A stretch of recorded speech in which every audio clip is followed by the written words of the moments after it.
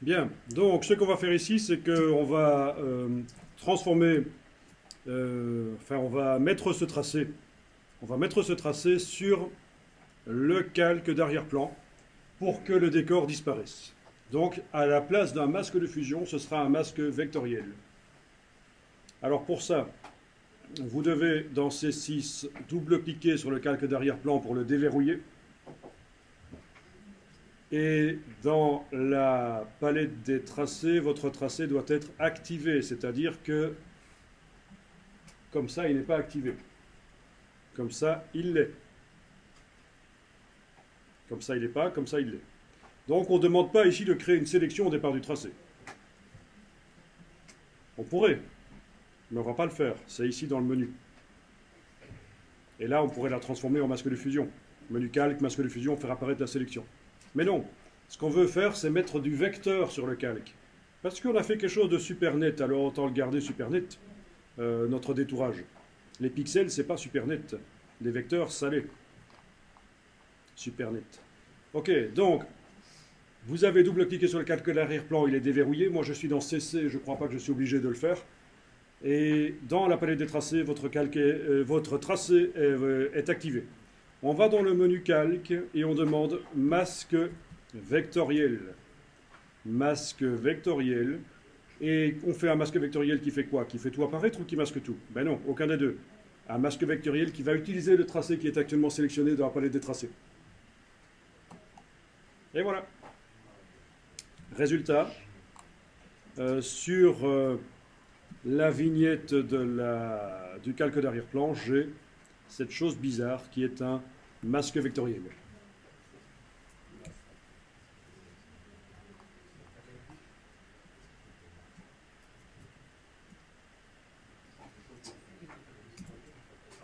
Alors, à partir de là, lorsqu'un calque qui contient un masque vectoriel est activé dans la palette des calques, quand on travaille sur lui, eh bien le masque vectoriel apparaît dans la palette des tracés.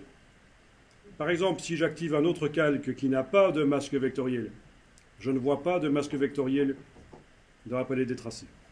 Si je clique sur le calque qui a un masque vectoriel, je vois le masque vectoriel dans la palette des tracés. Donc en fait, il faut bien comprendre ceci, c'est que le tracé original ici, qui s'appelle tracé 1, est complètement indépendant du calque. Ce que je vois là, ce n'est pas le tracé 1, c'est une copie du tracé 1.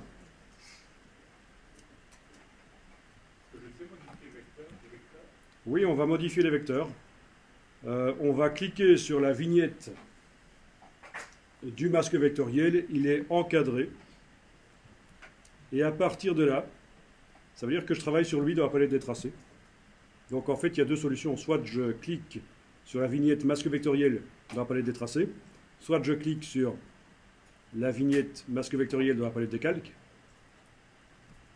Et dans les deux cas, le tracé réapparaît.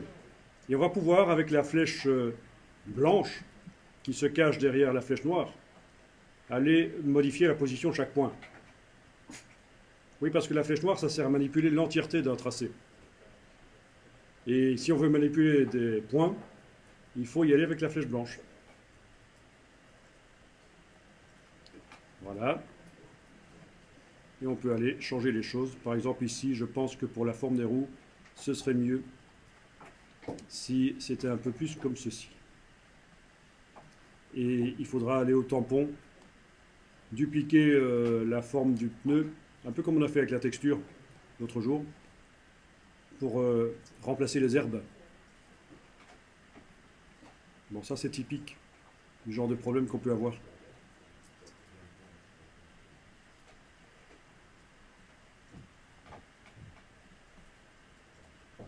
Bien, donc, à partir de là, le tracé 1 ne nous sert plus du tout, on pourrait le jeter. On vient d'améliorer le tracé, mais le tracé qui est sur le calque, donc c'est le masque vectoriel. Et alors, il y a autre chose que je vais faire, c'est les fenêtres, parce que là, il y a un truc foireux, c'est que je vois une palissade à travers les fenêtres.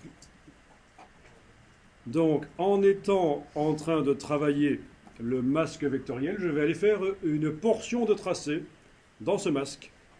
Donc, un tracé fermé, mais plus petit, juste par exemple pour la fenêtre ici.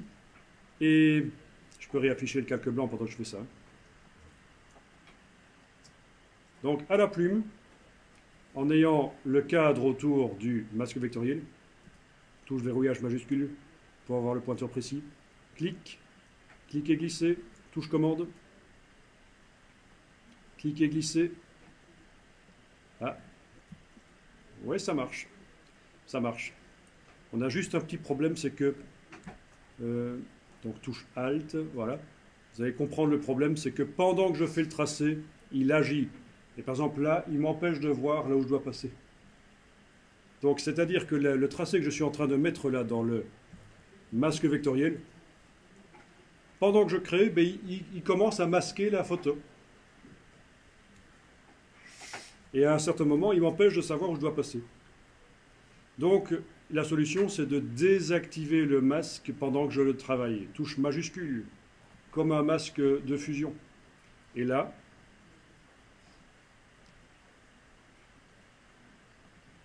alors,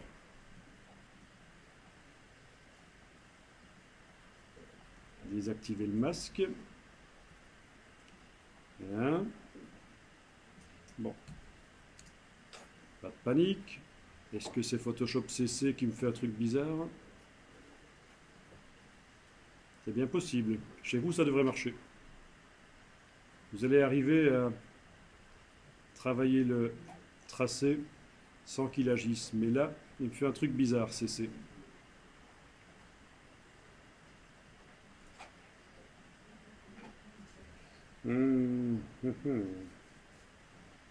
Peut-être des astuces. Hein. Bon, il y a toujours moyen de s'en sortir, mais c'est ennuyeux ça.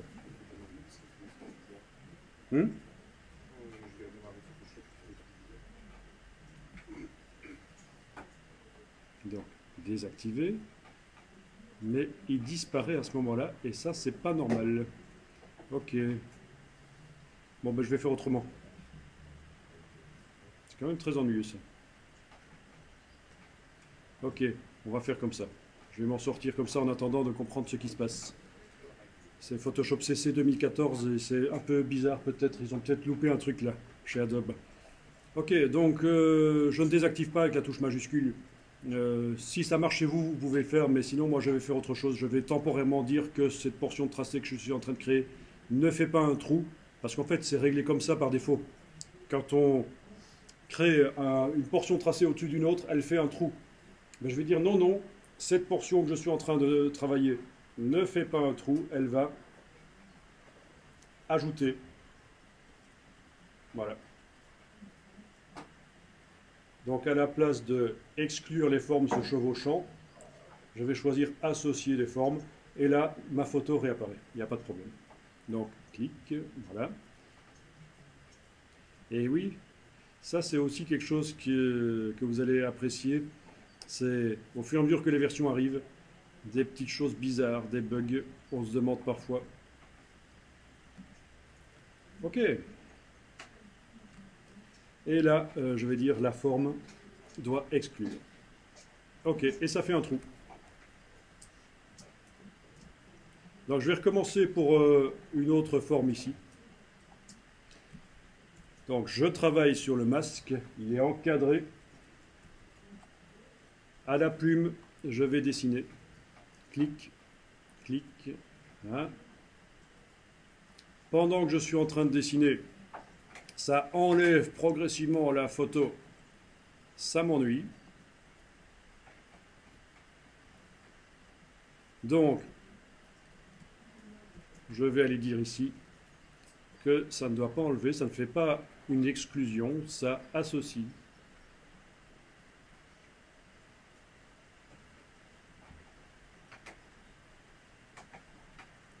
Voilà. Et quand elle est terminée, je peux dire qu'elle fait une exclusion. Voilà, elle fait un trou. Et voilà. Et quand j'emmènerai évidemment cette voiture vers un autre décor, on verra l'autre décor à travers les trous. Mais il faudra recréer un faux pare-brise. Parce que sinon, ça va paraître bizarre. On aura l'impression qu'il y a un truc qui cloche. Il faut un petit reflet quand même donc sur le pare-brise.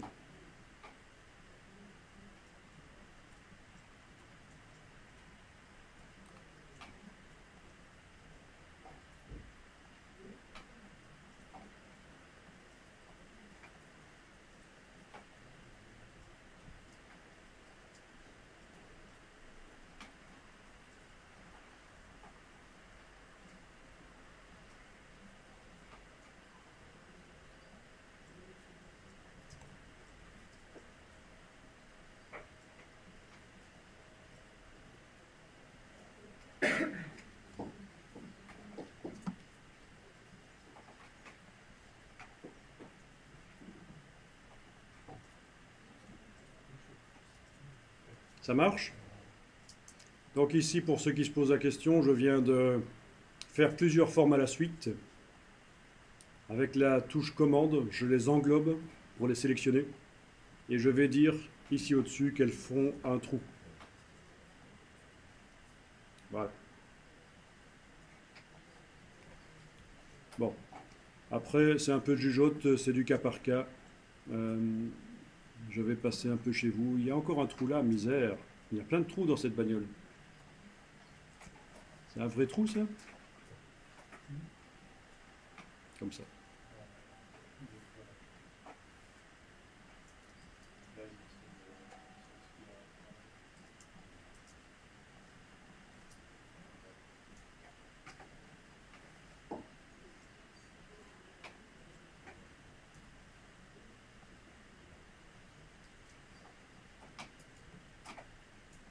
Voilà, les tracés vectoriels, c'est super important pour faire des détourages, pour extraire des objets qui sont à courbe pure.